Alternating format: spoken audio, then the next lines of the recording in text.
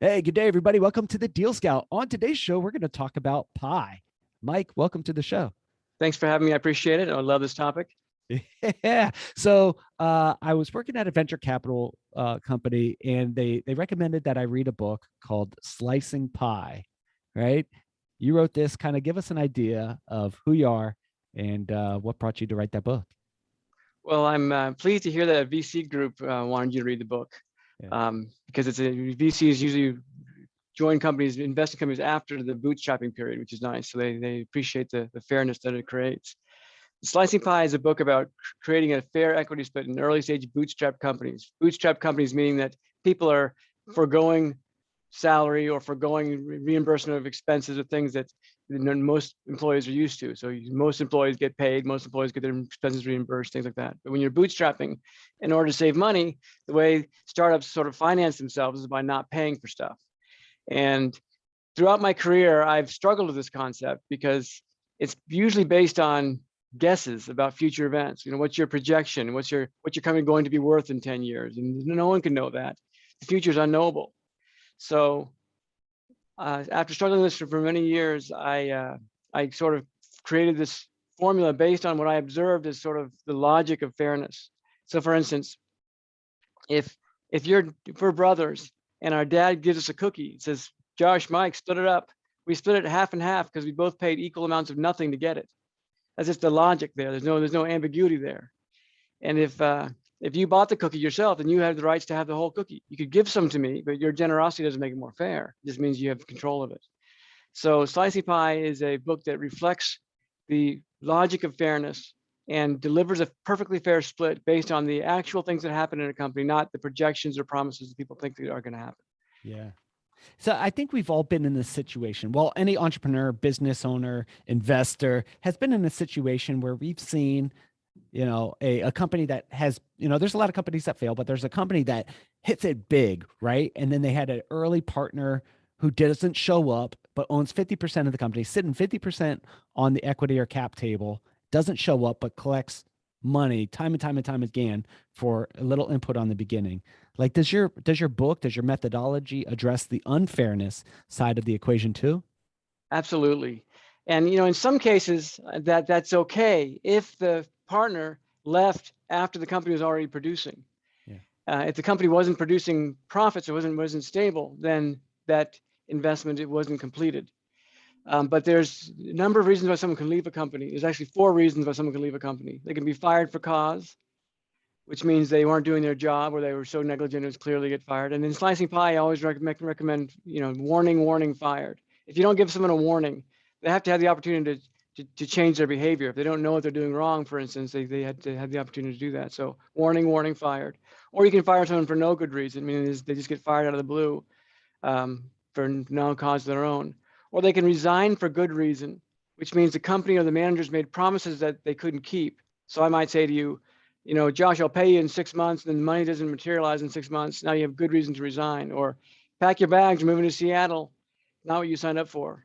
Or you can resign for your own reasons, which are sort of negative. So if you resign for good reason, or you're terminated for no good reason, there's certain rights you have to your ownership that survive your departure.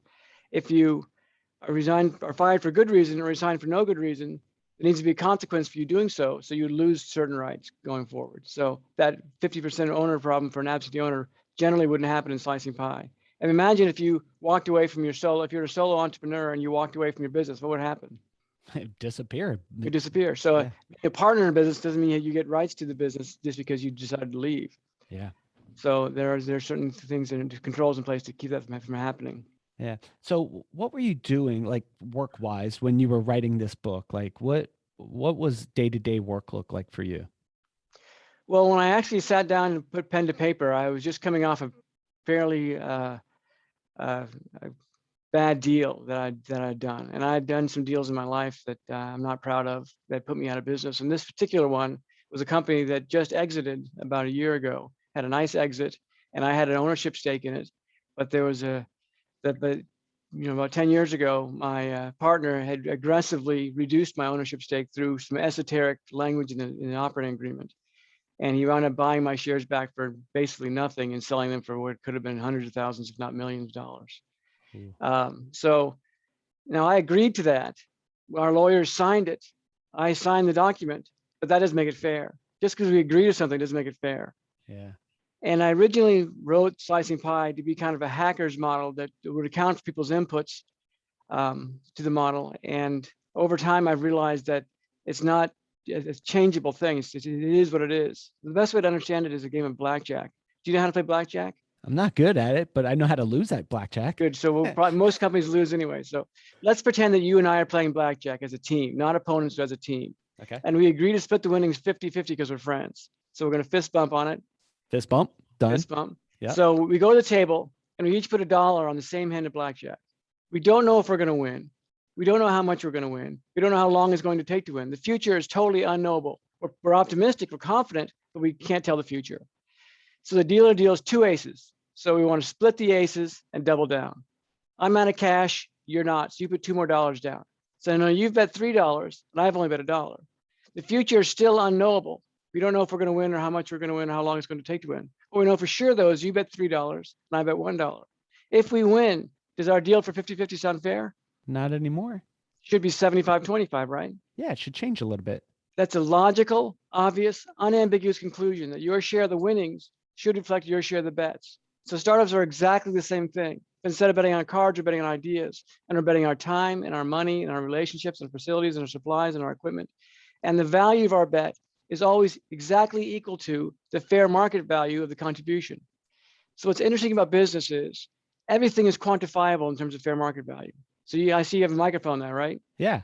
You paid for that thing, right? Yeah, someone paid for it. So you researched it. Someone got reimbursed for it. You Yeah. got that hat you're wearing. You looked at different hats. And this hat's worth about $25-$50, whatever it is, and you paid for it. That's Yeah. the fair market value. If you weren't reimbursed for that, that would have been your bet.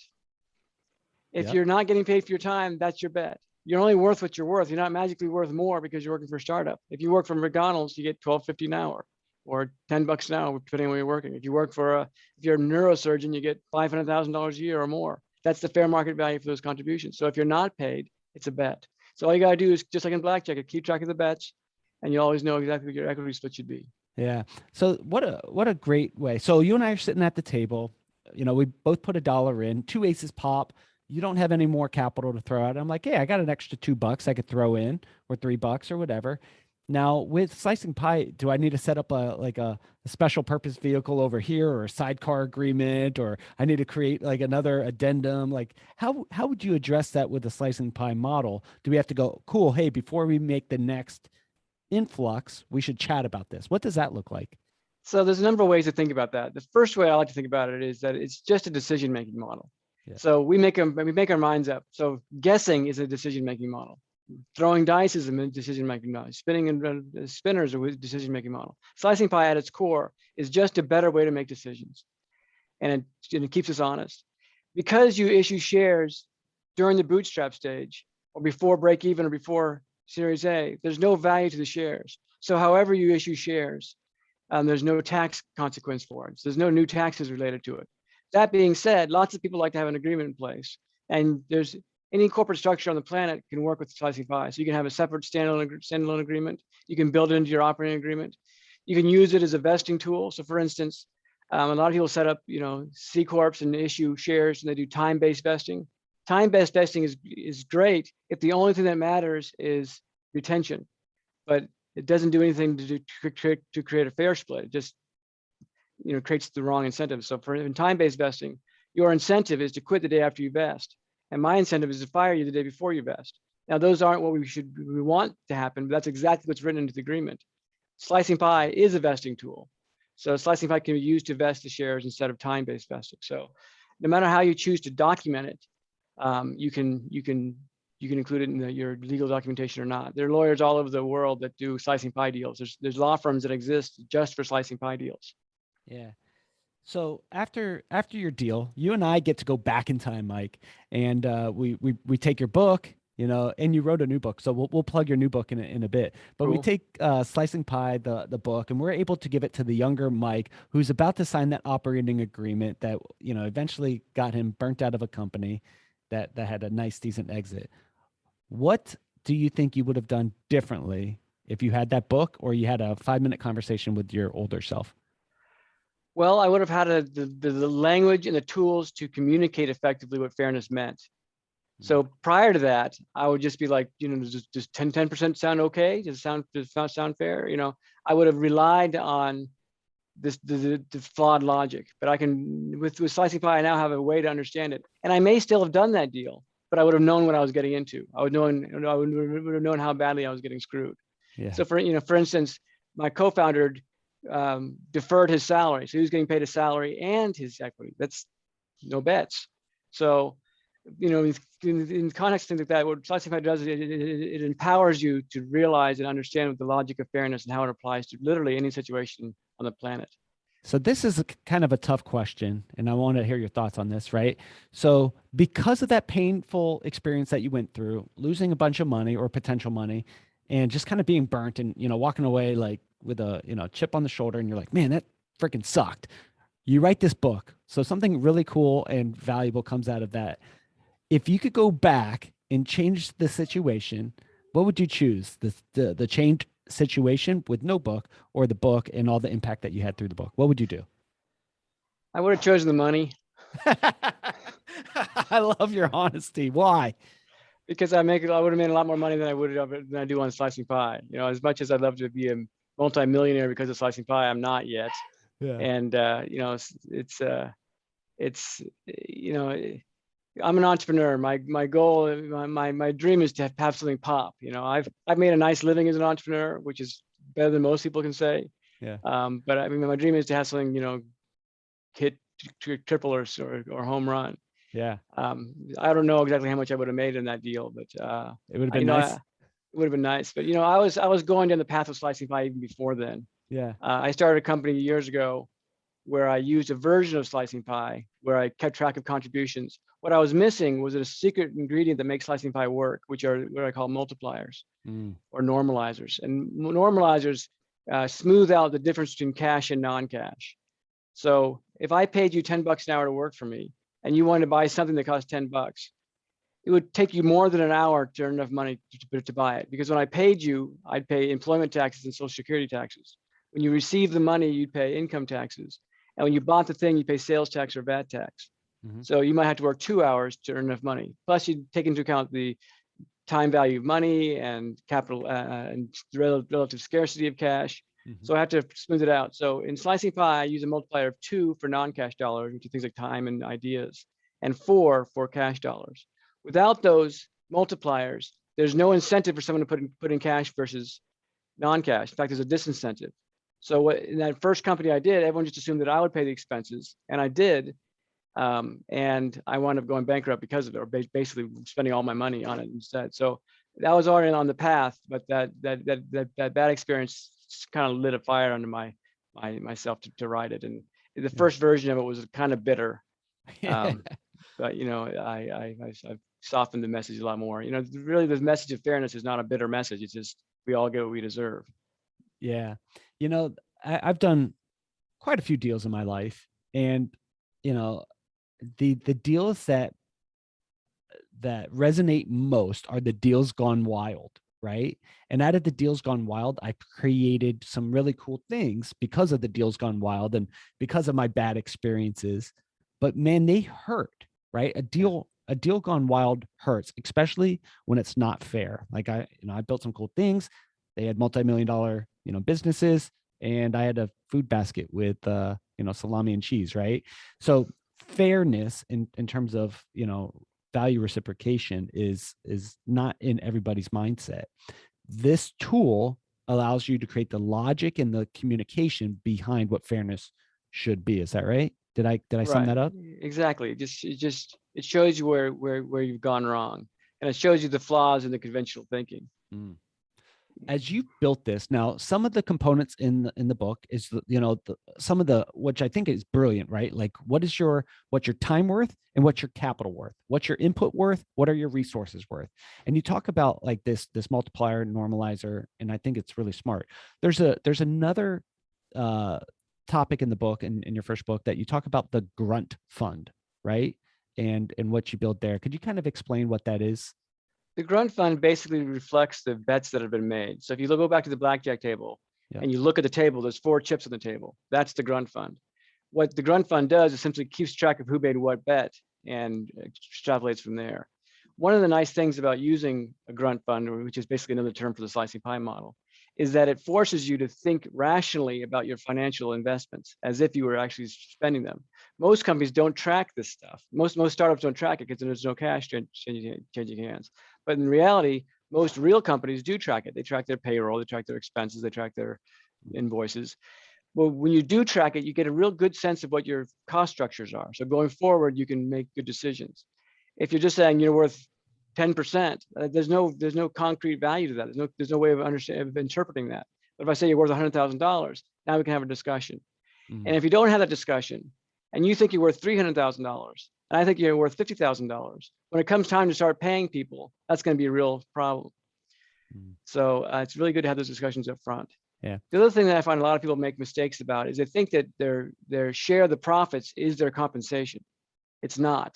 Share of the profits is not compensation. Equity is not compensation. It reflects your investment any more than Apple Computer shares, if you buy them, are your compensation. If you went to work for Apple Computer and Apple Computer said, "Hey, good news, we found out you own Apple Computer shares. We don't have to pay your salary," you would be like, that's ridiculous, right? You get your salary in addition to your dividends, in addition to your gains. So once people start thinking rationally about how finances work in a startup company, they can make much better decisions and see what their cost structures are. And I see companies that go on for 3, 4, 5, 6 years without ever reaching break even. People just don't understand how much they're investing into nothing. When you lose Slicing Pie, you're realizing, gosh, I just went without $700,000 in income I could have made. Yeah. Yeah. I've been there, man. When you're building a startup, in the startup struggle, there's a book by Predictable Success, and they talk about the different stages of business. In a startup, man, we're just trying to figure shit out, right? We're going through all this stuff. You're turning up dust. We have a basic business model canvas. We're working towards something. We happen to talk, this guy or gal into, working with us for free, right? And we're building something, trying to figure out. And there's a lot of ambiguity, and most startups fail. That's one. But most startup partnerships explode, right?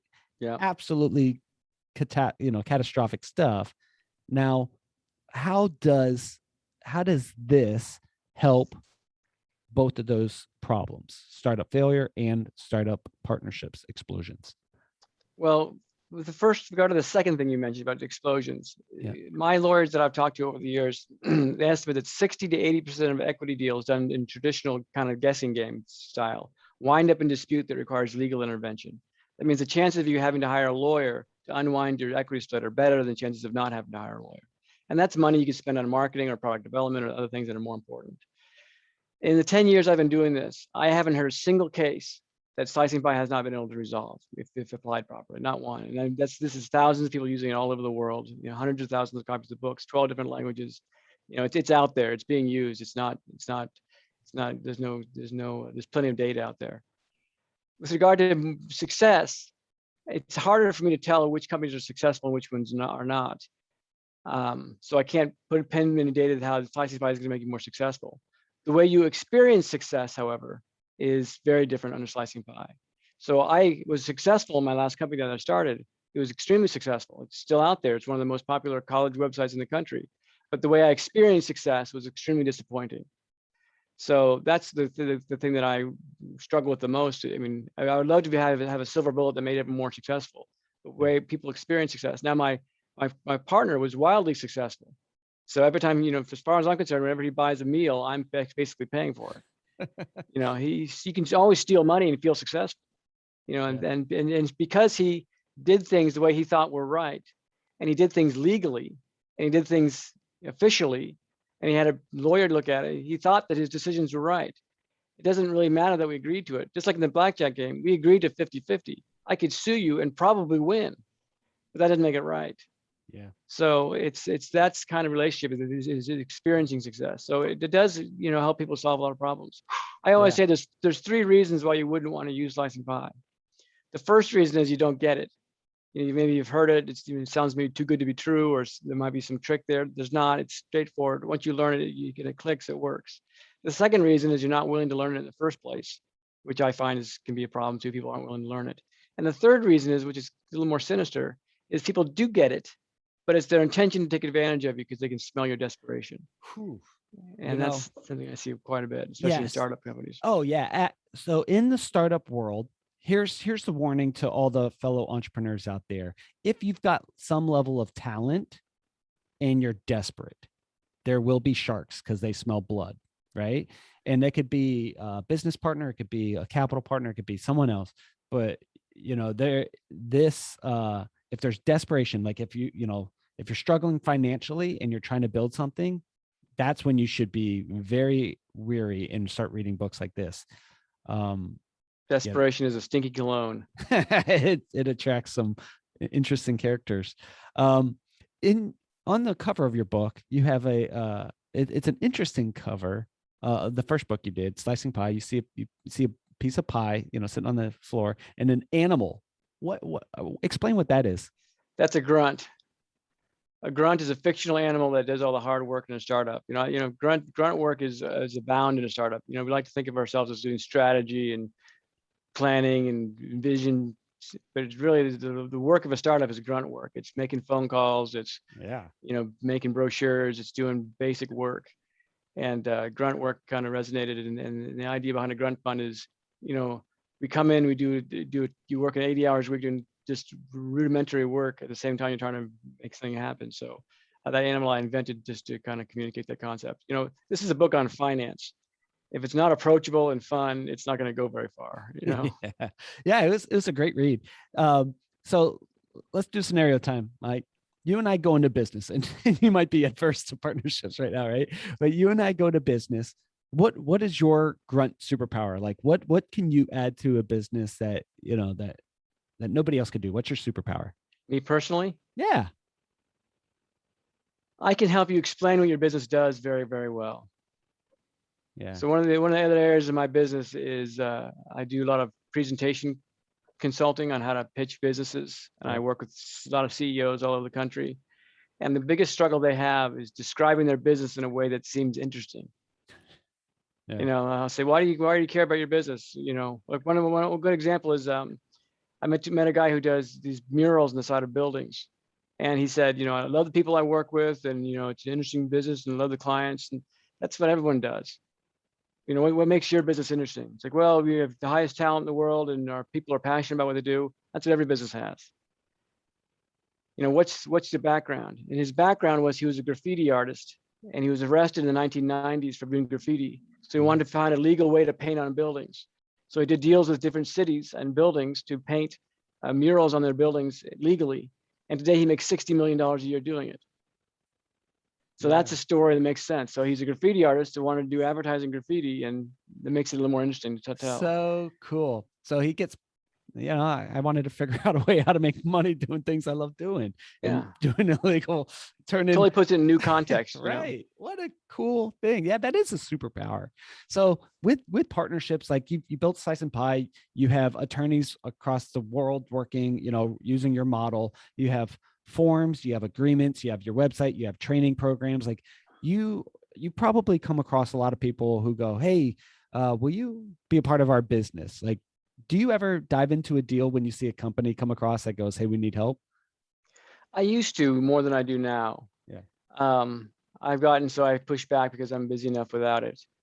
And I've invested in some real estate deals. And so my capital's kind of tied up in the sense that I'm not, I'm just trying to keep my head above water with my kids right now. But, but one of the nice things about it is anybody, you can use Slicing Pie for anyone, even small people. I can buy this water bottle with slices in my pie.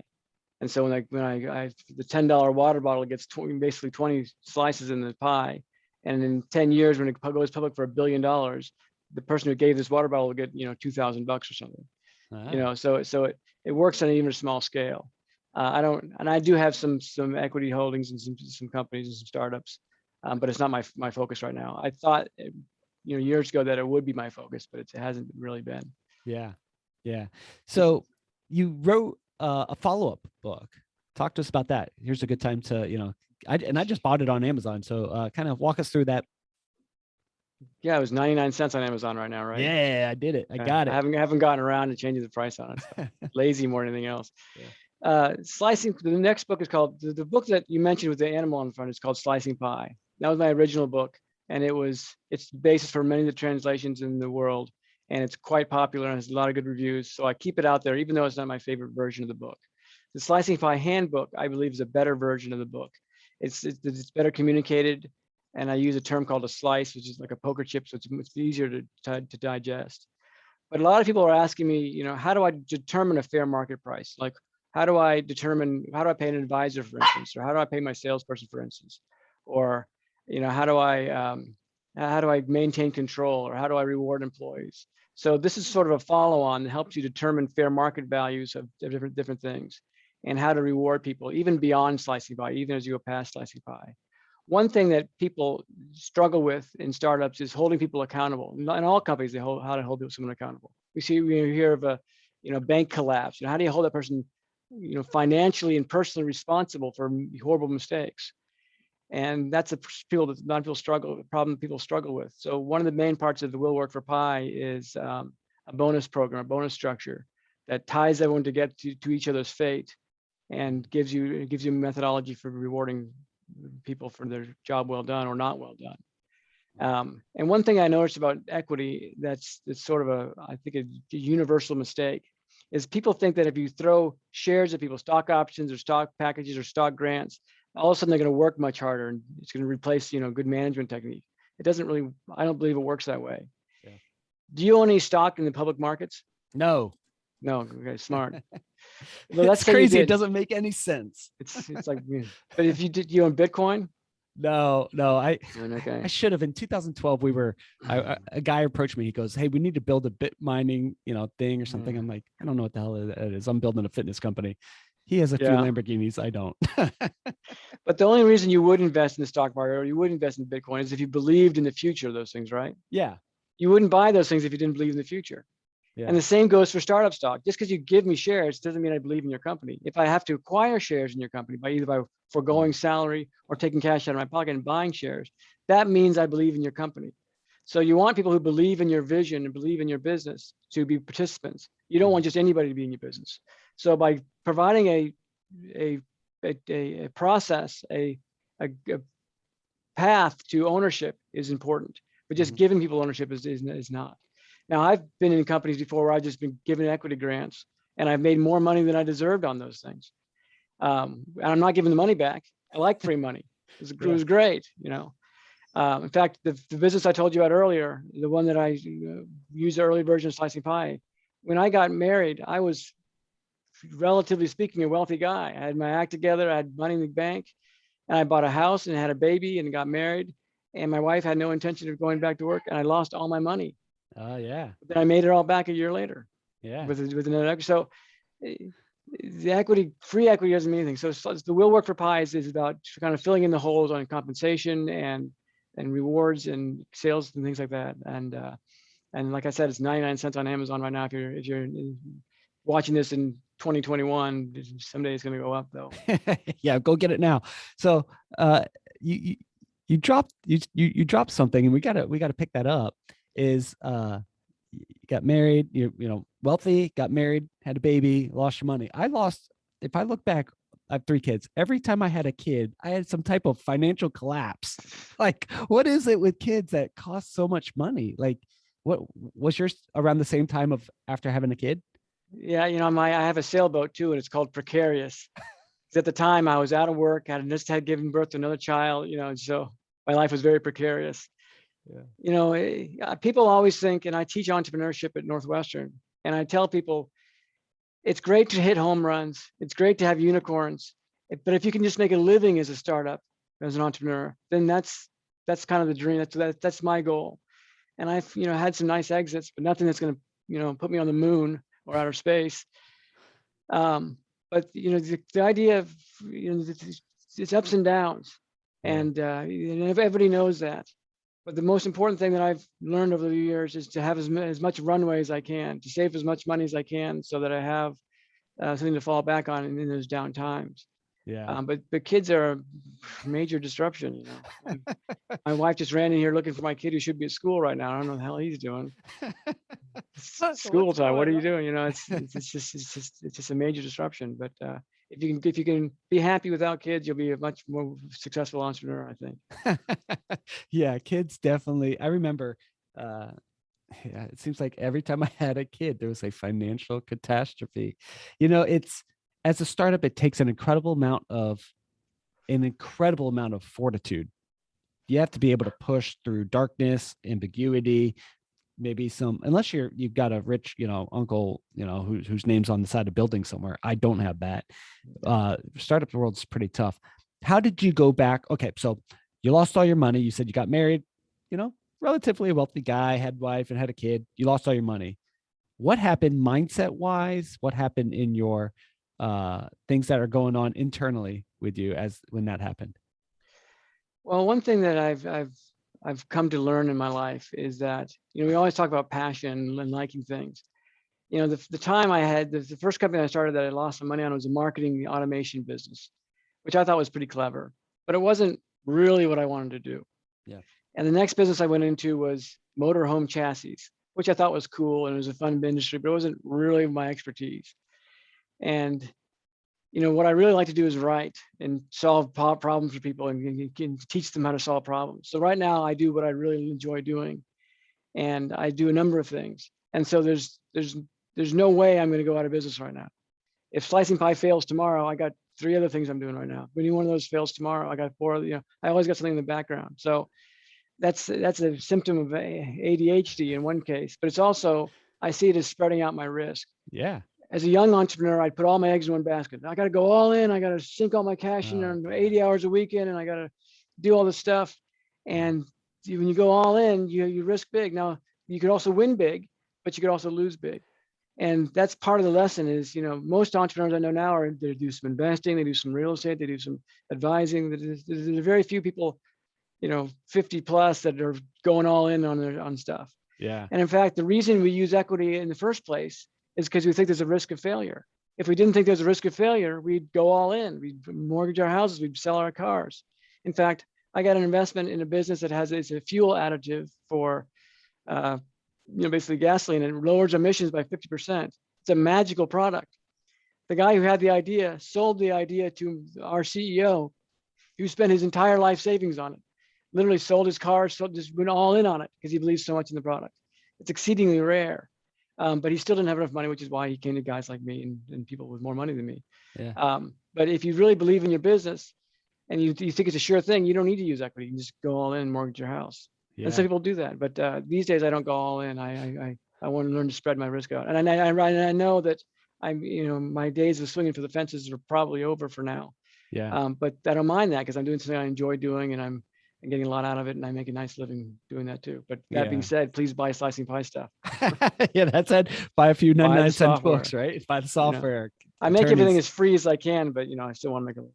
Yeah. You mentioned like going all in, right? So that was the advice that I was, you watch gurus on TV and on YouTube and such like that. And they're like, burn the ships, go all in, live your life of passion. So I cashed out my government pension to build and it's gone. Right. Yeah. I'm thankful and it's gone. I'm thankful for my experiences. And, like I went bankrupt and I've learned a lot through getting my ass whooped and being in venture capital or private equity. I've learned a lot and I'm thankful. Like I wouldn't go back and change any of it. But now that I'm a little older, I got some gray hairs and I got kiddos and a wife. I spread my risk. I have multiple streams of, income in multiple businesses, like maybe not looking for the fence. I want one home run a year or maybe every other year. And then I want a lot of base hits, a lot of bunts and a lot of base hits. Yeah. I love gurus and I hope to be one, or I hope that I am one. The problem with many gurus is they're already successful. Yeah. And they're looking at the world through this lens of, I had a wild success. Elon Musk, he's looking through the lens of having wild successes. And so when he had wild successes, he could take wild swings. Most people don't have wild successes. They're lucky if they get a single. If you can just get a walk for a base, you just break even on your salary. Yeah. That's a pretty magical place to be. In fact, I tell my students, people say, I say, how much money do you need to make in order to make this worthwhile? They say, I don't know. It's like, well, how much could you make somewhere else? I can make $100,000 somewhere else. All right, so what do you need to sell in order to make $100,000? Well, I need to sell $100,000 worth. No, you have costs, you have overhead. You got to figure out what you need to make it a break even with the real job, and that's your goal. If you drop below your goal, pull the plug. Try something different. And maybe that's not swing for the fence advice, but just putting in context what's going on. And Slicing Pie helps you think about your finances in a way that helps you keep your goals in context sometimes. But Yeah, you're right. You can't always go all in on stuff. no, and I like what you said is like, if I get base hits, like, can you be satisfied with base hits your whole life? Because a bunch of base hits, you could win a baseball game through base hits, or even by walking, or even by getting hit with the ball if you make it on base. Sure. Right. So I think everybody just wants the idea of a home run or a grand slam, exactly, instead of the actual winning the game. People think entrepreneurship is a high risk endeavor, and it is if you're going all in. But the way we're doing it, it's not. It's a low risk endeavor because I can't lose my job. Yeah. Back when I lost all my money, I literally gone. I sold my first business for a little bit, and I invested in the stock market during the dot-com bubble and done just fine. And I joined a startup, the dot-com startup, but I wasn't married for that long before that happened. And in order for me to get back in the good graces with my wife and to show her I could do this, that was a luck. Getting my money back was a stroke of luck.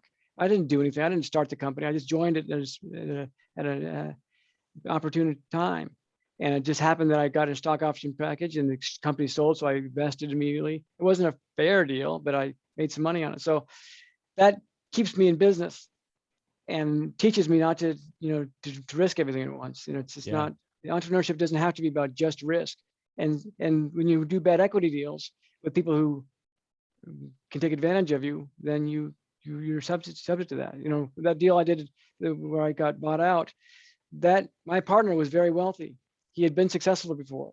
He had seen the importance of taking advantage of people. And he might not have thought he was taking advantage of people, but he saw the importance of hoarding as much as he could for himself.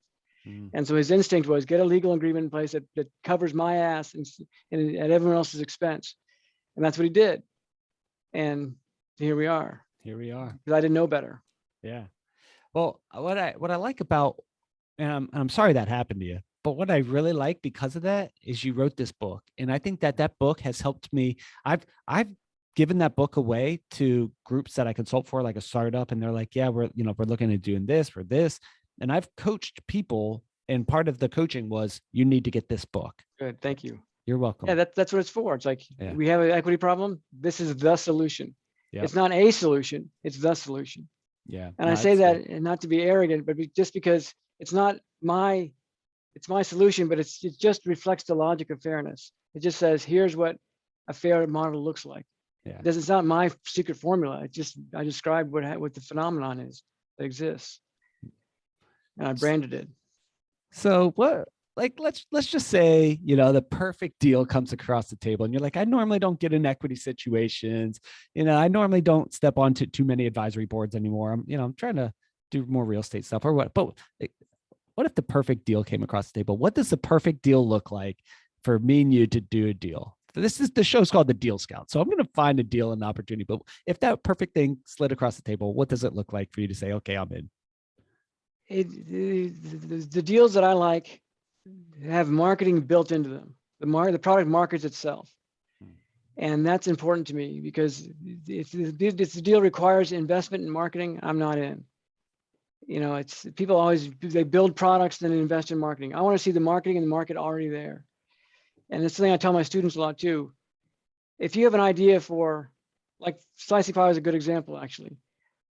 I launched Slicing Pie in 2010 or 2012, or 2010 is the original book. All I did is do a white paper on it. And then I did a spreadsheet on it. And then I wrote a book about it. And by the time I built the software for it in 2015, there was already a huge market in place for it.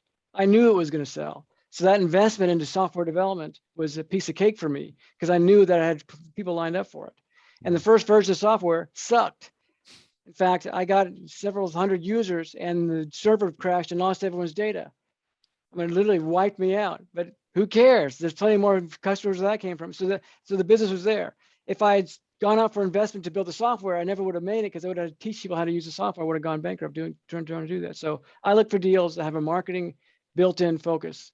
And that's what's important to me. I look for deals where marketing is not the huge investment, because if it requires a big investment, then it's not a good deal, as far as I'm concerned. Yeah, that's interesting. Or the PR, for instance. So cannot use your own books. All right. I'm going to ask you a book question. You cannot answer with your own books. Okay. Is that a deal? All right. All right. So we're having coffee or a cocktail, whatever you like, depending on time of day too. But we're hanging out and an entrepreneur comes up. We spend a few minutes, super awesome entrepreneur, and you could give them one book or resource, can't be yours. What would you recommend to them? A book came out a few years ago that always resonated with me. It's called Eating the Big Fish. And Eating the Big Fish is a book about marketing and branding. And it shows how a startup company can get an edge on the competition, even if they're monsters in the competition. And the real thing that you've got to focus on, the one competitive advantage that a startup can have over any of its competition is a genuine emotional first relationship with the customer base. I call it guts, brains, and balls. Rational connections are brains, emotional connections are guts, and balls is having the balls to play it in that order. People go rational first and then guts. I can do better, faster, cheaper. That's rational. But if I make you fall in love with me first, that's relational.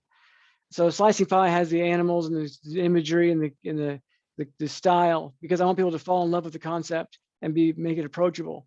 Because rationally, I can sell it as a better equity split. If I sold it as the fair dynamic equity split program, it would never resonated with people. So Eating the Big Fish is a book by a guy named Adam Morgan, came out years ago. And it's kind of my go-to for young entrepreneurs to say, the first thing you got to be doing is differentiating yourselves on an emotional level from the competition. And we see this work all the time. It's usually the irreverent brand that gets an edge. It's the rebel brand that makes an edge. He calls it the pirate. His analogy is a pirate. The great example of Apple Computer going down the street to create the Macintosh with a pirate flag is exactly what you should be thinking. How do I break the rules of the industry? And Apple's a classic example. It's a friendly computer. It's a user interface that matters. It's things that the industry was ignoring. Yeah. That one, and then another similar one is Blue Ocean Strategy, which kind of drives that one home even more. So that book, Eating the Big Fish, is that the Eating the Big Fish? Yeah, it's an older book. It's probably 20 years old. Okay, very cool. So when we're having this conversation and we're on this podcast interview, what question do you wish that I would ask you, or that I completely screwed up and was supposed to ask you and I didn't ask you?